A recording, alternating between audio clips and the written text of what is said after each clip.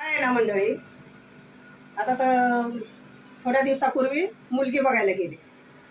मुलासाठी मुलगी बघायला गेले, कार्यक्रम झाला, म्हणजे कांदेपेव वगैरे हे कार्यक्रम झाला. आणि काय म्हणली की मुलांना आणि मुलीला थोडंसं बोलू द्या, म्हणून ती मुलगा आणि मुलगी एक ठिकाणी बोलायला उभी राहिली.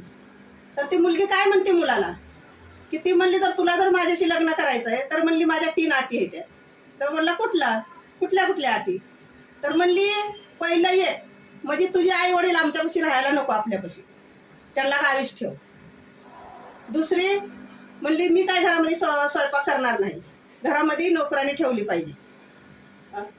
आणि म्हणली तिसरी, कारण म्हणली मी काय मुलाला जन्म देणार नाही, कारण म्हणली मुलाला जन्माला घालून त्याचं हागणं मुतणं कोण करायचं?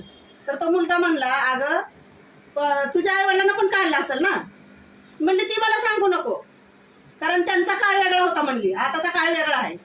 जर म्हणली तुला परवडत असेल तर म्हणली माझ्याशी लग्न कर, नसेल तर आपलं सरळ घरी निघून जा. अशी परिस्थिती आजकालच्या मुलींची.